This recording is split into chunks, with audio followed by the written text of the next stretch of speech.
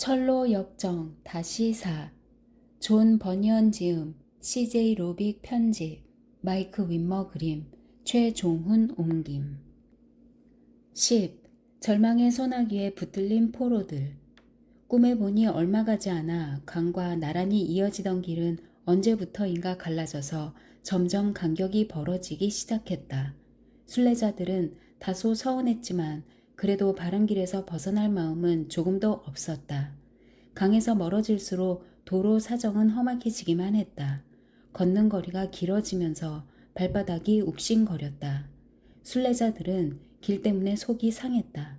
조금만이라도 편편한 길을 만났으면 좋겠다는 마음이 굴뚝 같았다.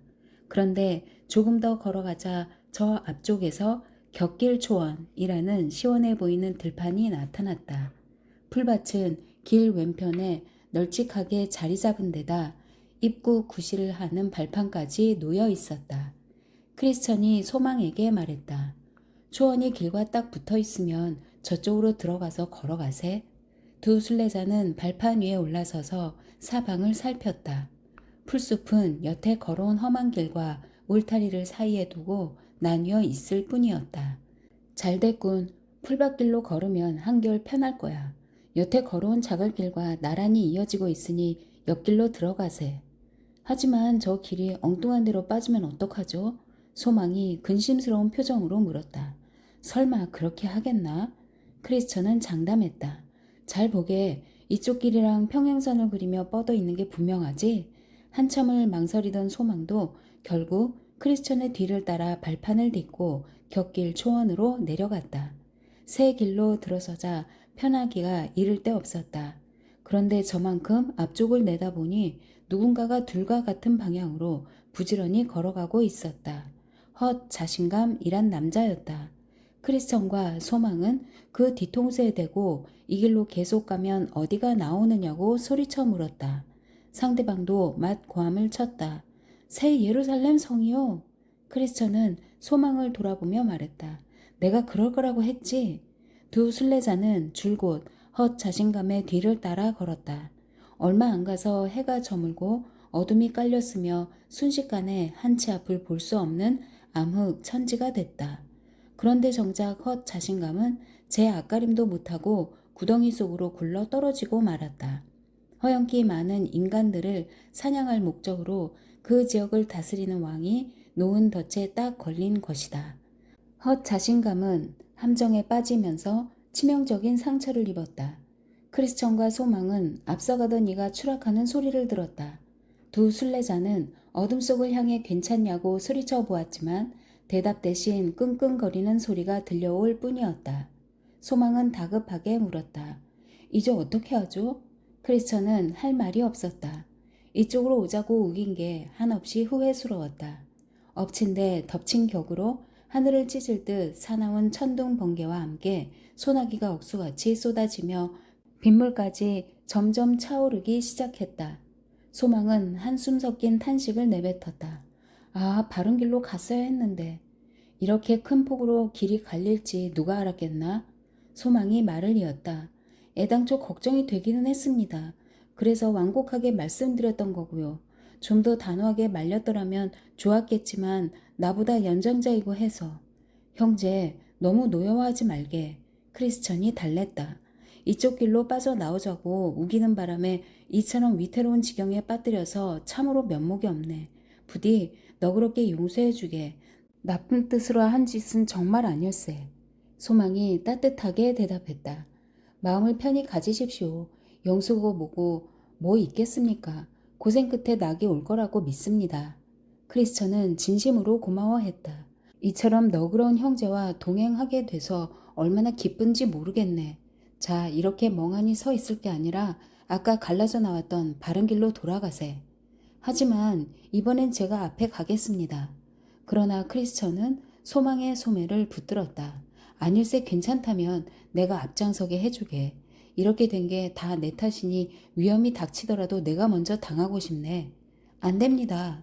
소망은 물러서지 않았다. 절대로 못 보내드립니다.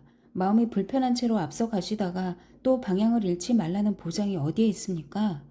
바로 그때 어디선가 격려하는 음성이 들려왔다. 내가 전에 지나갔던 길과 대로를 잘 생각하여 보아라. 돌아오너라. 하지만 이미 물이 크게 불어나서 왔던 길을 되짚어 간다는 게 이만저만 위험한 일이 아니었다. 바른 길에서 벗어나기는 쉽지만 잘못된 걸 알고 돌이키기는 너무도 어렵다는 생각이 들었다. 그러나 온갖 어려움에도 불구하고 두 순례자는 처음 곁길로 들어왔던 곳을 향해 되돌아가기 시작했다. 코앞을 볼 수 없을 만큼 사방이 캄캄해서 물에 빠져 죽을 고비를 수도 없이 넘겨야 했다. 마침내 두 순례자는 적절한 피난처를 찾아 동이 틀 때까지 비바람이 지나가기를 기다리기로 했다. 맞춤한 오두막이 눈에 띄자 얼른 달려 들어갔다. 그러곤 얼마나 지쳤던지 금방 골아떨어져 버렸다. 크리스천과 소망이 잠든 데서 얼마 떨어지지 않은 곳에 의심의 성이란 성체가 있었다. 주인은 절망 거인이란 자였는데 오두막 어간이 모두 그 괴물의 땅이었다. 아침 일찍 일어나 영지를 두루 순시하던 절망 거인은 낯선 남자 둘이 자기 영토에 들어와 자고 있는 걸 보았다. 거인은 엄숙하고도 녹이 어린 목소리로 당장 일어나라고 호통을 치고는 도대체 웬 놈들이며 남의 땅에서 무얼 하고 있느냐고 물었다. 크리스천과 소망은 순례 여행을 하고 있는 중이며 길을 잃었노라고 대답했다. 그러자 절망 거인은 말했다. 지난밤 너희는 제멋대로 내 영지에 들어와 함부로 밟아대고 누워 자기까지 했으니 나와 함께 가야 한다. 거인의 힘이 워낙 셌으므로 두 순례자는 꼼짝도 못하고 끌려갔다. 이유야 어찌됐든 엄연히 잘못을 저지른 탓에 이러니 저러니 할 처지가 아니었다. 거인은 크리스천과 소망을 질질 끌고 성으로 데려가서는 어두침침하고 지저분하며 고약한 냄새가 진동하는 지하 감옥에 쳐 넣었다. 두 순례자는 빵 한 조각, 물 한 모금도 못 얻어먹고 쫄쫄 굶은 채로 빛 한 줄기 들어오지 않고 붙들고 물어볼 하나 아무도 없는 감방에서 수요일 아침까지 토요일 밤까지 꼬박 갇혀 있었다. 친구도 없고 아는 얼굴도 없었다. 끈떨어진 갓처럼 절망적이고 처량한 신세였다. 자신이 그릇된 주장을 하여 이처럼 공경을 처했다는 걸 자책감에 크리스천은 곱절이나 괴로웠다. 절망 거인에게는 의혹이라는 아내가 있었다. 거인은 잠자리에서 부인에게 죄인 둘을 잡아다가 불법 침입죄로 감옥에 가뒀다면서 어떤 처분을 내리면 좋겠느냐고 물었다. 의혹은 죄수들의 신분과 고향, 행선지 따위를 캐물었다. 거인은 둘 다 새 예루살렘 성으로 가는 순례자들이라고 알려주었다. 그러자 의혹은 아침에 일어나거든 곧바로 크리스천과 소망을 끌어내서 인정사정 볼 것 없이 매질하라고 속닥거렸다. 동이 트자마자 거인은 자리에서 일어나 짤막하고 뭉툭한 박달나무 몽둥이를 구해가지고 크리스천과 소망이 갇혀있는 지하 감옥으로 내려갔다. 그러곤 다짜고짜 두 순례자에게 욕설을 퍼붓더니 개잡듯 두들겨 패기 시작했다. 순례자들은 한마디도 변명하지 않고 묵묵히 얻어맞기만 했다. 절망 거인은 와락 달려들어서 무자비하게 몽둥이 찜질을 해댔다. 매질이 얼마나 가혹했던지 한바탕 난리가 끝난 뒤에도 두 순례자는 몸을 가누지 못하고 차가운 돌바닥에 죽은 듯 쓰러져 있었다. 마음껏 분풀이를 하고 흡족해진 거인이 감방을 나가자 크리스천과 소망은 비참한 처지를 서로 위로하는 한편 암담한 현실을 서글퍼하며 탄식과 한숨으로 하루를 보냈다. 다음 날 밤 죄수들이 아직 살아있는 걸 본 의혹은 죄수들을 몰아세워서 스스로 목숨을 끊게 하라고 남편을 충동질했다. 다시 날이 밝자 거인은 예전처럼 험상궂은 표정으로 죄수들을 찾아갔다. 그리고 전날 얻어맞아 터지고 깨진 상처를 끌어안고 신음하는 순례자들을 굽어보며 무슨 수를 써도 감옥에서 빠져나갈 수 없으며 도망칠 길이 있다면 칼로든 밧줄로든 독약으로든 스스로 삶을 정리하는 것뿐이라고 윽박질렀다. 기다리느니 엄청난 고통 속인데도 굳이 살려고 아등바등할 까닭이 있을까?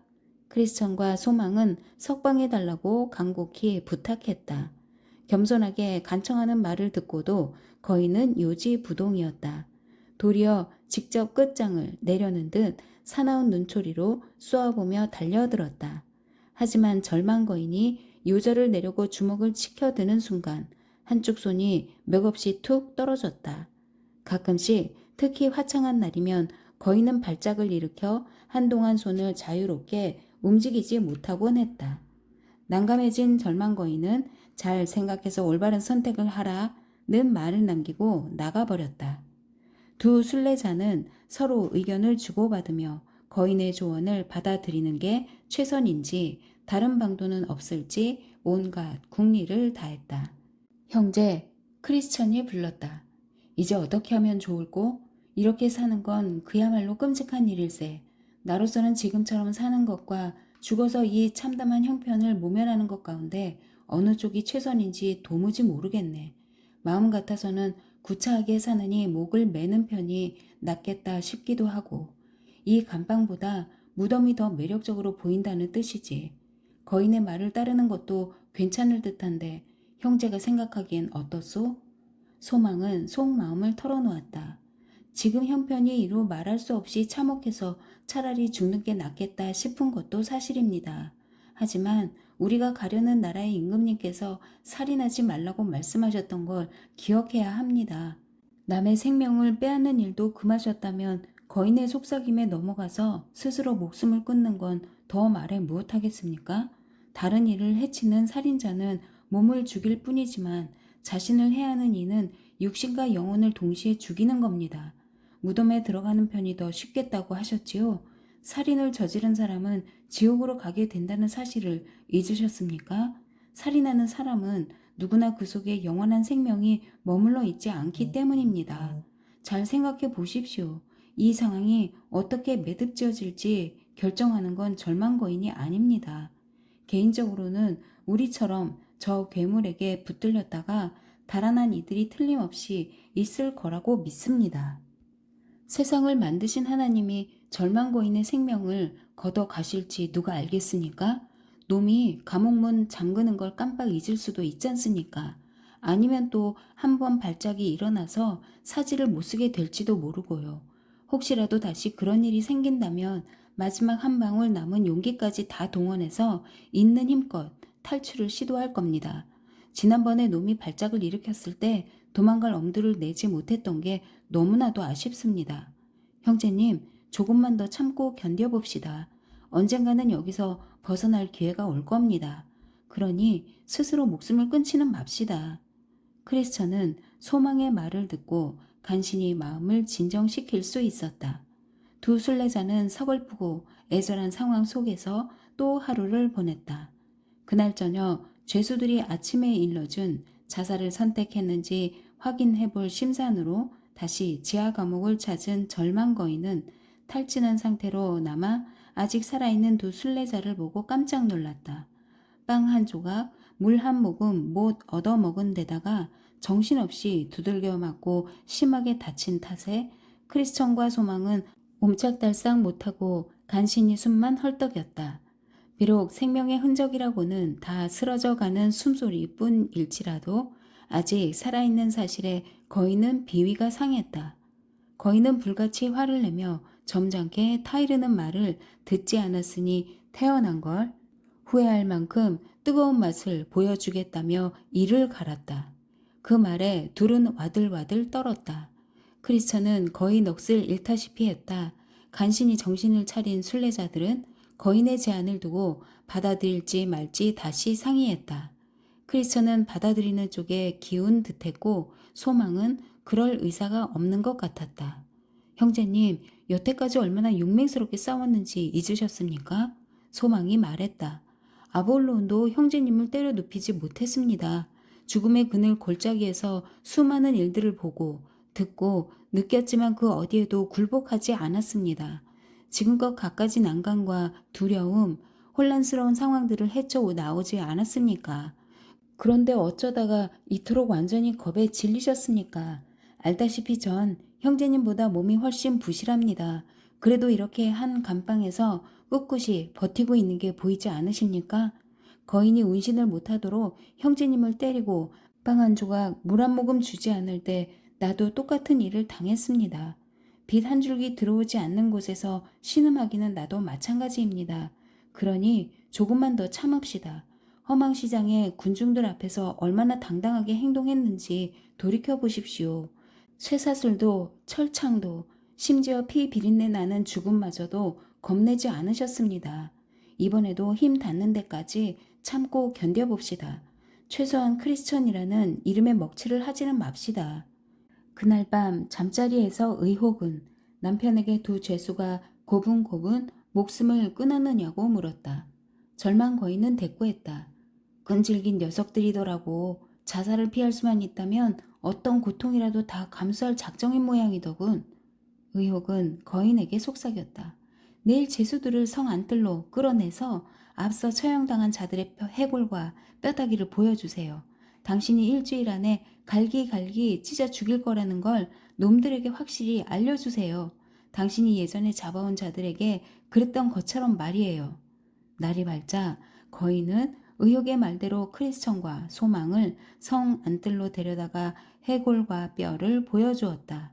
여기에 있는 건 모두 너희들과 같은 순례자들의 유골이다. 함부로 내 영지에 들어왔다가 죄다 이 지경이 됐지. 눈에 보이는 족족 잡아다가 내가 박살을 내버렸거든. 열흘 안에 너희도 이 꼴이 될 게다. 자, 알아들었으면 이제 감방으로 돌아가라. 말을 끝내기가 무섭게 거인은 순례자들을 때리기 시작했다. 감옥으로 끌고 가는 내내 매질을 멈추지 않았다. 두 사람은 여느 때처럼 참담한 심정으로 주말을 보냈다. 다시 밤이 왔다. 남편과 한 자리에 누운 의혹은 다시 죄수들 이야기를 꺼냈다. 절망 거인은 그렇게 두들겨 패고 겁을 주었는데 크리스천과 소망이 스스로 목숨을 끊지 않는 까닭을 모르겠다고 했다. 의혹이 말했다. 누군가 구해줄 거란 희망을 가지고 버티는 게 아닌가 싶어요. 아니면 문을 딸 도구를 감춰두고 도망갈 틈을 노리고 있을지도 모르고요. 당신 말을 들으니 그럴 수도 있겠다는 생각이 드는구려. 동이 드는 대로 가서 샅샅이 뒤져봐야겠소. 거인이 말했다. 순례자들은 자정 무렵부터 기도를 시작해서 새벽이 가까워 올 때까지 계속했다. 해 뜰 무렵이 다 돼갈 때쯤 갑자기 크리스천이 기가 막힌다는 듯 외쳤다. 언제든지 마음대로 나갈 수 있었는데 이 냄새나는 감방에 처박혀 있었다니. 나 같은 바보 멍청이가 또 있을까? 언약이라는 열쇠를 가슴에 늘 품고 다니면서도 새까맣게 잊었어. 그것만 있으면 의심의 성에 있는 문이란 문은 죄다 열 수 있는데 말이세. 소망의 얼굴이 환해졌다. 정말 기쁜 소식이군요. 얼른 꺼내서 잘 만나 확인해 봅시다. 크리스천은 품에서 열쇠를 꺼내 감방 문을 열었다. 키를 돌리자 빗장이 풀리더니 문짝의 돌적이가 스르르 돌아가는 게 아닌가? 순례자들은 조심스럽게 밖으로 나섰다. 크리스천은 안뜰로 통하는 바깥문에 열쇠를 꽂았다. 역시 별탈 없이 잘 열렸다. 이번에는 철문을 지날 차례였다. 둘은 재빨리 뛰어가서 구멍에 키를 넣었다. 자물쇠가 부드럽게 풀어졌다. 2중 3중 단단히 잠긴 문이었지만 열쇠는 어디에나 잘 맞았다. 순례자들은 얼른 도망치려고 힘껏 문을 밀어젖혔다. 순간 문틈이 벌어지면서 시끄러운 소리를 내는 바람에 절망 거인을 깨우고 말았다. 괴물은 서둘러 죄수들을 뒤쫓으려고 자리에서 벌떡 일어났지만 또다시 발작을 일으켰다.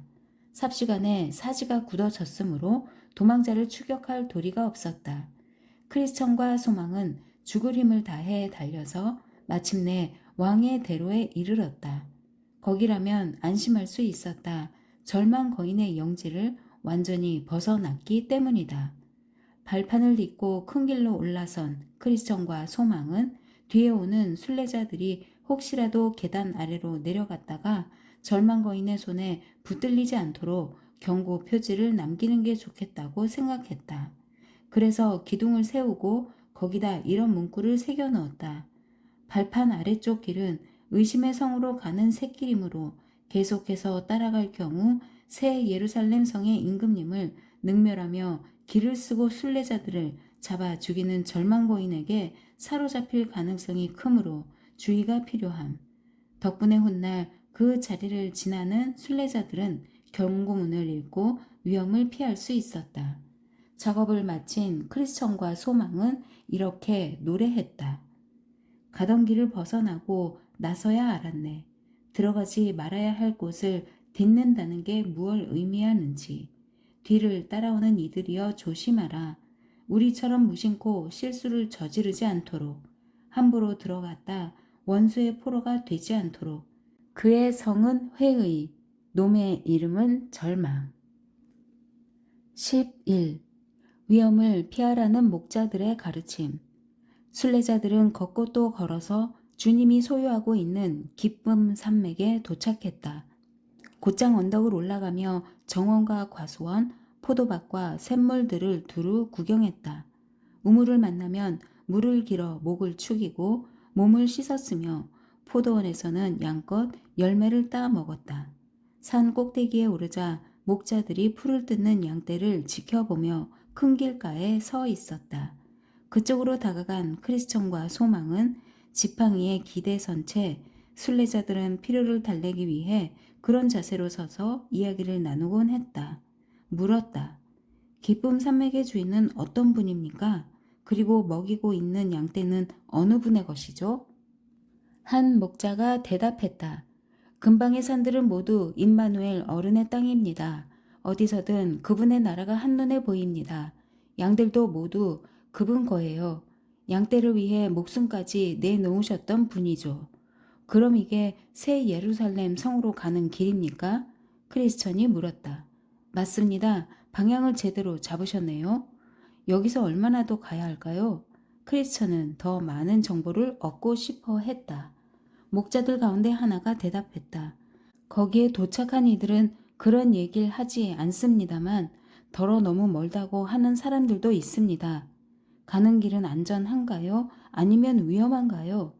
안전하게 갈 수 있게 되어 있는 이들에게는 안전합니다. 하지만 죄인들은 비틀거리며 넘어질 겁니다. 혹시 근처에 길을 가다가 피로하고 지친 순례자들이 쉬어갈 만한 곳이 있습니까? 이 산의 주인 어른이 손님 대접하기를 잊지 말라고 하셨으니 계실 곳은 얼마든지 구할 수 있을 겁니다. 꿈에서 보니 크리스천과 소망이 순례 여행 중이라는 걸 알게 된 목자들은 어디서 왔으며 어쩌다 이 길에 들어섰으며 어디서 힘을 얻어 어려움에 굴복하지 않고 여기까지 왔는지 물었다.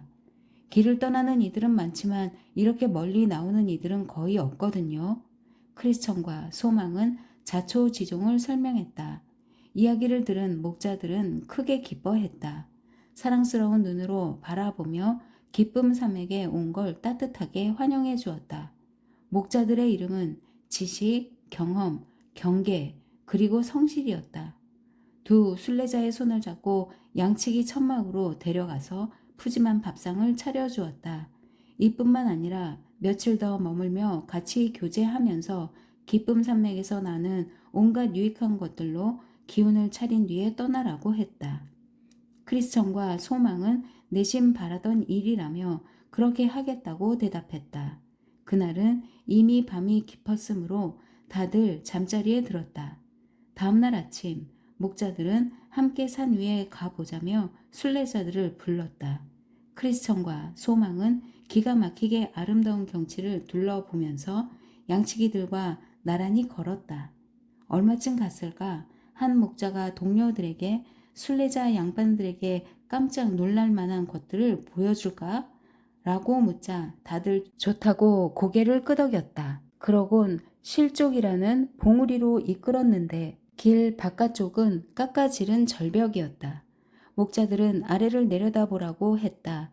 벼랑에서 떨어져 산산조각이 난 주검들이 눈에 들어왔다. 크리스천이 어찌된 일이냐고 묻자 목자들은 대답했다. 육체의 부활이 없다고 주장하면서 믿음을 저버린 후메네오와 빌레도의 말에 귀를 기울이다 실족했던 이들의 이야기를 들어보셨습니까? 순례자들이 고개를 끄덕이자 목자들이 말을 이었다. 방금 여러분이 본 낭떠러지 아래로 추락해서 박살난 시신들이 바로 그이들입니다. 보다시피 지금까지 땅에 묻지 않고 저렇게 두었습니다. 뒷사람들에게 이 산을 너무 높이 오르려 하거나 지나치게 낭떠러지 끄트머리에 다가서면 어떻게 되는지 경고하려는 뜻이죠. 이어서 목자들은 순례자들을 주의라는 또 다른 봉우리로 데려가서는 멀리 내다보라고 했다. 가리키는 곳을 자세히 보니 적잖은 사람들이 무덤 사이를 오르내리고 있었다. 비석에 걸려 넘어지고 자빠지면서도 좀처럼 빠져나오지 못하는 걸로 미루어 10중 8구 소경이 아닐까 싶었다. 크리스천이 다시 물었다. 저건 또 어찌된 일이죠? 목자들은 자상하게 설명해 주었다. 혹시 산 아래쪽을 지나다가 길 왼편 풀밭으로 들어가는 발판을 보셨습니까? 그 턱을 내려서면 곧바로 절망거인이 지배하는 의심의 성으로 통하는 길이 나옵니다. 그러곤 무덤 사이를 헤매는 이들을 가리키며 말했다. 저 양반들도 한때는 여러분들처럼 순례자였습니다. 하지만 갈수록 도로의 상태가 험해지자 참 길을 버리고 초원으로 들어가는 쪽을 선택했고 풀밭으로 내려서자마자 절망 거인의 손에 붙들려 의심의 성으로 끌려가게 됐지요. 거인은 포로들을 한동안 지하 감방에 가뒀다가 결국 눈을 뽑은 다음 저기에 내다 버렸습니다. 그래서 지금도 저렇게 무덤 틈바구니에서 이리저리 방황하고 있는 겁니다. 슬기로운 길에서 벗어나는 사람은 죽은 사람들과 함께 쉬게 될 것이라는 말씀대로 된 셈이죠. 순간 크리스천과 소망은 서로 마주보았다. 눈물이 하염없이 흘러내렸지만 아무 말도 하지 않았다. 다음으로 순례자들을 데려간 곳은 계곡이었다. 산자락 아래로 조그만 문이 보였다. 목자들은 문을 열어 젖히더니 들여다보라고 했다. 안쪽은 캄캄하고 연기가 가득했다. 불길이 맹렬하게 타오르는 소리와 아울러 끔찍한 고통을 당하는 이들의 울부짖음이 들렸으며 유황 냄새가 코를 찔렀다. 크리스천은 물었다. 이건 무슨 의미입니까? 목자들이 대답했다. 지옥으로 가는 샛길입니다. 에서처럼 장자의 명분을 팔아먹거나 유다처럼 주인을 돈 몇 푼과 바꾸거나 알렉산더처럼 복음을 욕되게 하거나 아나니아와 그의 아내 삽비라처럼 속이고 감추는 위선자들이 들어가는 통로입니다. 그때 소망이 목자들에게 질문했다. 여러분이 꼽으신 분들도 한때는 다들 우리처럼 순례자의 모습을 하고 있었을 것 같습니다. 그렇지 않습니까? 맞습니다. 제법 긴 세월을 순례자로 살았지요. 한 목자가 말했다. 저렇게 처참한 지경에 빠지기 전까지 얼마나 오래 순례 여행을 계속했던 거죠? 소망이 캐물었다. 더러는 이 산맥까지 왔었고 심지어 더 멀리 갔던 이들도 있습니다. 물론 이것보다 훨씬 앞쪽에서 끝낸 부류도 있고요. 목자의 대답을 들은 순례자들은 서로 바라보며 말했다. 강하신 주님께 힘을 달라고 부르짖어야겠습니다. 옳습니다. 목자들도 같은 생각이었다. 힘을 얻는데 그치지 말고 제대로 쓸 줄 알아야 합니다. 순례자들은 이쯤에서 다시 제 길을 가는 게 좋겠다고 생각했다. 일행은 산맥 끄트머리까지 함께 걸었다. 그런데 서로 헤어지기 직전에 한 목자가 동료들에게 말했다. 혹시 이분들이 망원경을 다룰 줄 안다면 새 예루살렘 성으로 들어가는 문을 보여주면 어떨까요? 순례자들은 뛸 듯이 기뻐했다. 양치기들은 크리스천과 소망을 선명이라는 봉우리로 데리고 올라가서 먼 곳까지 또렷이 볼 수 있도록 망원경을 건네주었다. 하지만 목자들이 지금껏 보여준 일들을 떠올리니 손이 부들부들 떨려서 똑바로 들여다볼 수가 없었다. 그래도 어렴풋하게나마 성문과 그 영광을 엿볼 수 있었다. 순례자들은 산자락을 떠나면서 이렇게 노래했다. 목자들이 드러내 보여주었네. 다른 이들에게는 단단히 감춰진 비밀. 목자들에게 가보라. 오묘한 일, 감추어진 일, 그 신비로운 일을 보고 싶다면. 작별을 앞두고 지식 목자가 자세히 그려진 지도 한 장을 건네주었다. 경험 목자는 입에 발린 소리를 해대는 아첨쟁이들을 조심하라고 충고했다. 세 번째 목자 경계는 마법의 땅에서 잠들지 말라고 경고했다. 그리고 마지막 목자 성실은 하나님의 축복을 빌어주었다. 바로 그 순간 나는 퍼뜩 잠에서 깨어났다. 12. 믿음을 겨냥한 맹렬한 공격. 나는 다시 잠들었다. 꿈에서 보니 두 순례자는 산을 내려가서 큰 길을 따라 새 예루살렘을 향하고 있었다. 산 아래 못 미쳐 왼쪽으로 자만이라는 동네가 자리 잡고 있었다. 마을에서 시작된 한 줄기 샛길이 왕의 대로까지 이어져 있었는데 굽이굽이 휘어지기는 했지만 푸른 풀로 덮여 제법 쾌적해 보였다. 크리스천과 소망은 바로 그 꼬부랑길 어귀에서 활기찬 청년 하나를 만났다. 무지라는 젊은이였는데 자만에서 나오는 길이라고 했다. 크리스천은 어디서 왔으며 어디로 가는 길이냐고 물었다. 저기 왼편에 있는 동네에서 태어났고 지금 새 예루살렘 성으로 가고 있습니다. 그러자면 어려움이 적지 않을 텐데 새 예루살렘 성문 안으로는 어떻게 들어갈 셈인가? 착하게 살고 있는 다른 이들처럼 하면 되겠지요 뭐. 젊은이가 말했다. 하지만 문 앞에서 뭔가를 보여줘야 할 거야. 그래야 성문을 열어줄 게 아닌가? 크리스천이 캐물었다. 저는 주님의 뜻을 잘합니다. 여태 선하게 살았고요. 무지는 자신 있게 대꾸했다. 빌린 돈은 어김없이 갚았어요. 기도와 금식을 빼먹지 않았습니다. 11조를 꼬박꼬박 바치고 이웃 돕기 성금도 냈어요.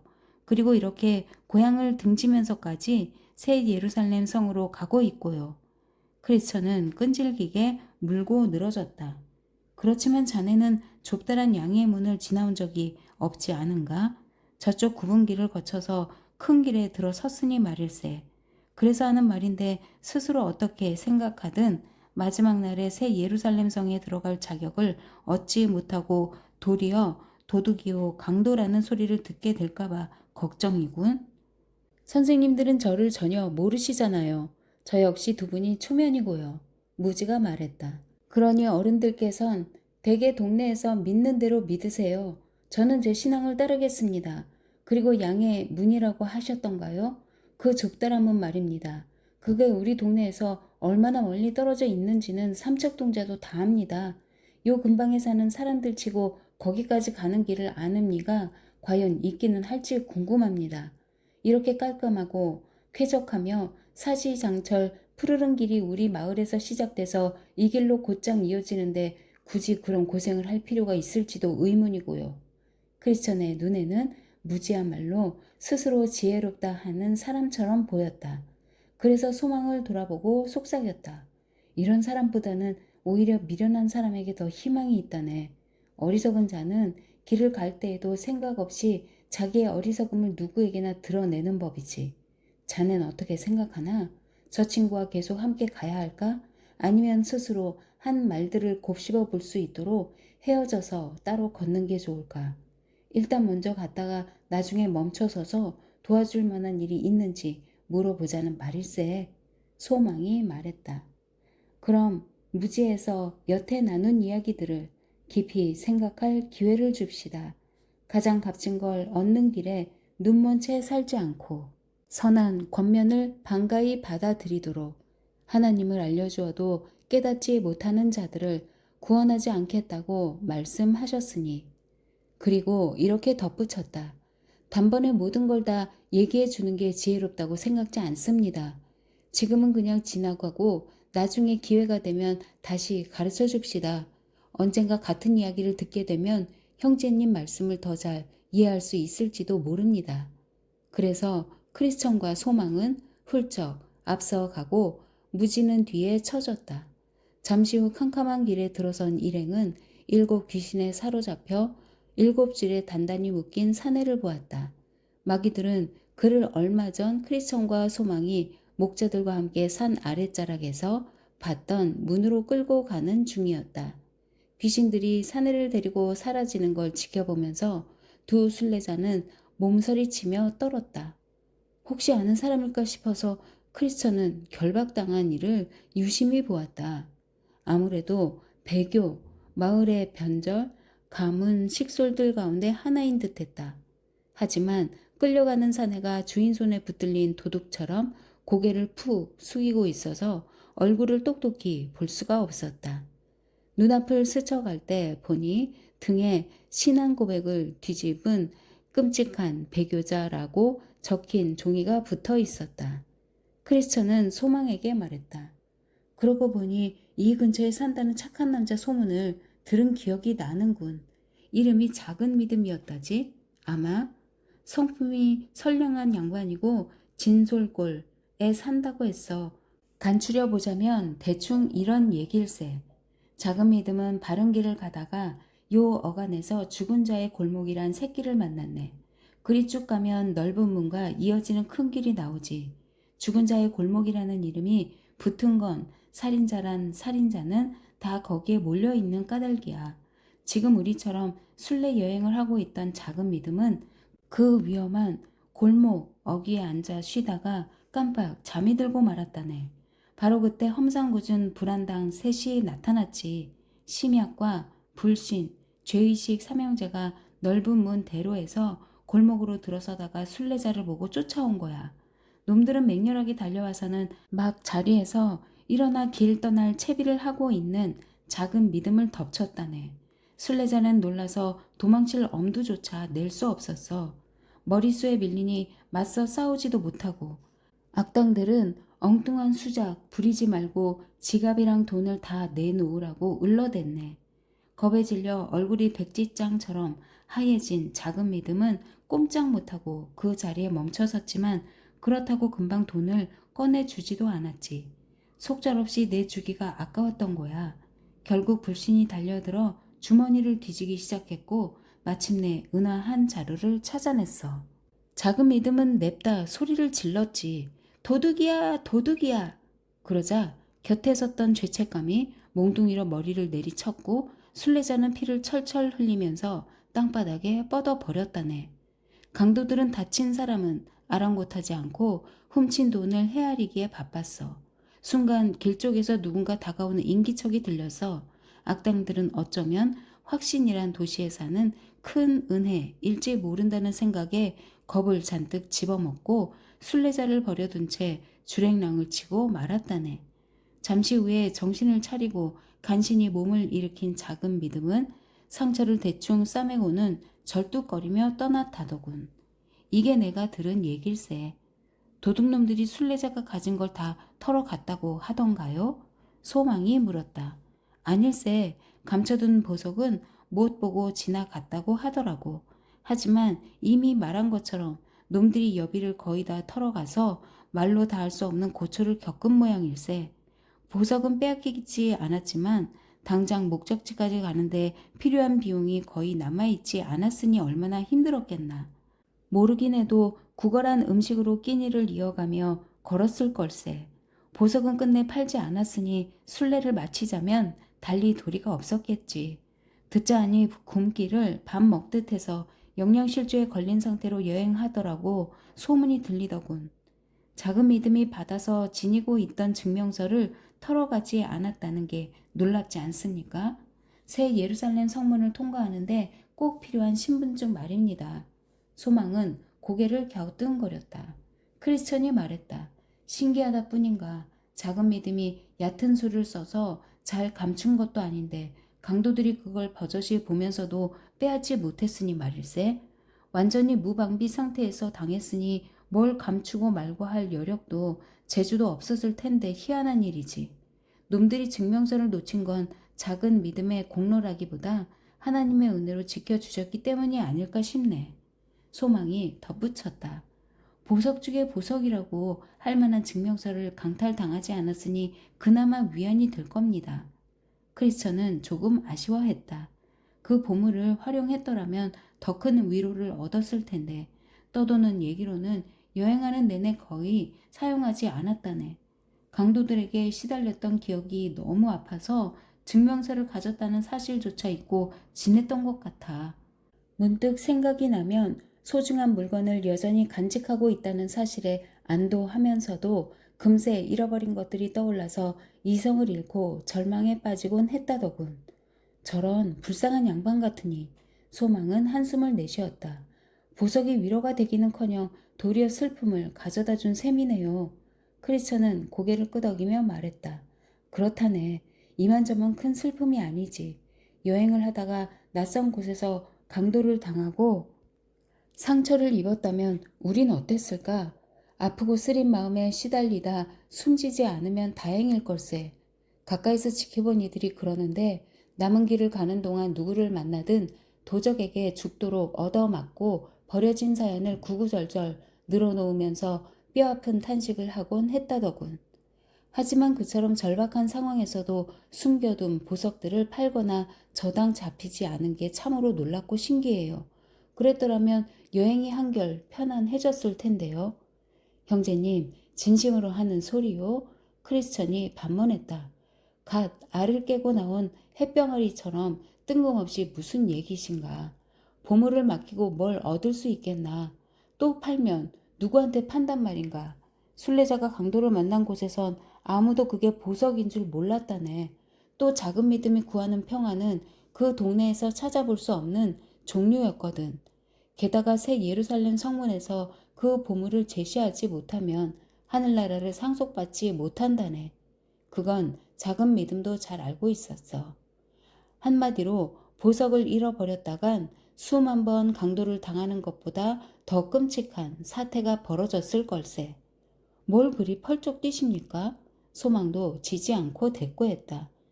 에서는 팥죽 한 그릇에 무엇보다도 소중한 장자권을 팔지 않았습니까?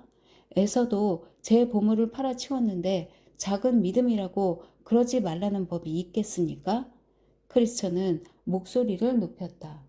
에서가 장자의 권리를 팔아먹은 건 사실이지. 수많은 이들이 그러고 있고 다들 그런 식으로 가장 큰 축복을 내팽개치고 있는 셈일세. 하지만 에서와 작은 믿음 사이에 차이가 있다는 걸 알아야 하네. 둘의 보물도 많이 달랐어. 에서의 장자권이 그림자였다면 순례자의 보석은 실물이었거든. 에서에게는 채울 배가 하나님이었지만 작은 믿음에게는 그렇지 않았지. 에서의 관심사는 육신의 욕구를 만족시키는 데 있었지만 작은 믿음은 달랐어. 에서는 정욕을 채우기에 급급했을 따름이지. 이것 봐라. 나는 지금 죽을 지경이다.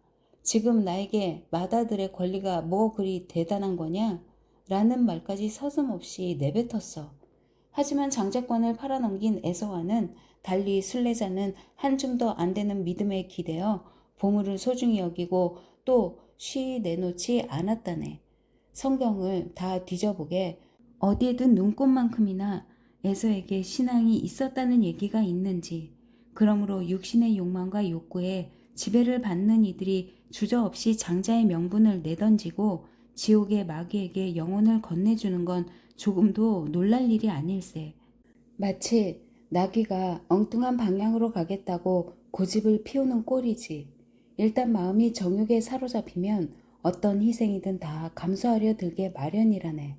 하지만 작은 믿음은 성격이 다르지. 한 마음으로 거룩한 것을 선택했고 하늘나라의 신령한 것에만 관심이 있었으니까. 그런 성품을 가진 이가 세상의 헛된 것들을 구하려고 영혼의 보물을 팔아넘길 리가 있겠는가?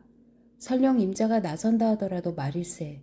아무리 배가 고픈들 지푸라기를 돈 주고 사지는 않을 거란 뜻이지. 산비둘기에게 까마귀처럼 썩은 고기를 먹고 살라고 설득한다는 게 말이나 될 법한 일이겠는가. 신앙이 없는 자들은 육신의 정욕을 채우기 위해 재물은 물론이고 몸과 마음까지 팔고 잡히고 맡기지만 비록 작더라도 신앙을 가진, 그러니까 구원해 주시는 하나님에 대한 믿음을 소유한 이들은 절대로 그러지 못한다네. 그게 바로 형제님이 잘못 생각하고 있는 점이요.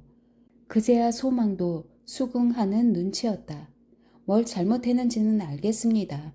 하지만 너무 심하게 말씀하셔서 저도 그만 욱하고 말았습니다. 크리스천은 얼른 말을 이었다. 이런 이마에 알껍데기 조각을 붙인 채 생수한 길을 이리저리 뛰는 햇병아리에 빗댔을 뿐인데 뭘 그리 예민하게 구시나. 어찌됐든 여태 얘기했던 문제들이나 깊이 생각하세. 형제님과 내 사이야 금방 풀어질 테니. 소망은 얼른 다른 주제로 돌아갔다. 문득 작은 믿음을 공격했던 삼형제는 겁쟁이들이었다는 생각이 듭니다. 누군가 골목으로 들어서는 소리가 들리니까 냉큼 달아나 버렸잖아요. 왜 그랬을까요? 작은 믿음도 그래요. 어째서 그처럼 겁을 잔뜩 집어먹은 거죠? 일단 맞서보고 더 이상 빠져나갈 길이 없다 싶을 때 포기해도 괜찮았을 텐데요. 크리스천은 부드러운 말투로 설명했다. 삼형제 떼강도가 겁쟁이들이었다고들 하지만 놈들의 공격에 맞서서 용감하게 버텨내는 이들은 많지 않다네. 용기를 좀 내지 그랬느냐고 하는데 작은 믿음에게는 그럴 여력이 없었을 거야. 놈들에게 끽 소리라도 내보고 나서 포기했어야 한다는 그대의 말이 무슨 뜻인지는 알고도 남네. 남의 일일 때는 얼마든지 그렇게 얘기할 수 있지. 하지만 왈자 패거리가 형제를 노리고 달려든다면 과연 이 생각 저 생각 할 틈이 있을지 의문일세. 아울러 놈들이 여행자를 노리는 전문 터리범이고 무적행에 임금을 섬긴다고 생각해보게. 삼형제가 제 우두머리에게 도움을 청하면 즉시 달려와서 힘을 보태줄 걸세. 심지어 그 왕이란 자는 우는 사자의 목소리를 가졌다고 하더군. 나도 작은 믿음과 비슷한 처지에 빠진 적이 있었는데 얼마나 무서웠는지 모르네. 처음 저 새 녀석의 공격을 받았을 때는 그리스도인답게 담대하게 저항했지. 그랬더니 우두머리를 불러서 한꺼번에 덤비는 거야. 목숨이 말 그대로 바람 앞에 등불처럼 위태로웠다네. 다행히 하나님이 도와주셔서 튼튼한 갑옷을 입고 몸을 지킬 수 있었지만 사나이답게 버티고 싸운다는 게 좀 힘들지 않더라고. 직접 싸워보지 않고는 그 전투가 얼마나 위험하고 아슬아슬한지 짐작도 못할 걸세. 소망은 여전히 개운치 않은 듯했다. 그렇군요. 하지만 겁쟁이란 인상은 여전히 지울 수가 없어요. 큰 은혜가 다가오고 있는 생각이 들자 뺑소니를 치고 말았으니까요. 사실일세. 놈들은 물론이고 임금이란 자도 큰 은혜가 나타나기만 하면 냅다 달아나기 바쁘지. 크리스천도 인정했다.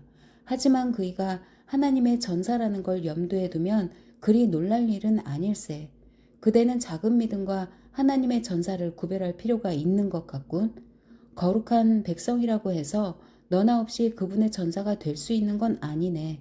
그렇게 큰 공을 세울 능력이 있는 것도 아니고 세상의 모든 어린 친구들이 다윗이 그랬던 것처럼 골리앗을 쓰러뜨릴 수 있다고 생각하나? 참새한테서 황소 같은 힘을 기대할 수 있겠나? 힘센 이가 있으면 약한 사람도 있는 법일세.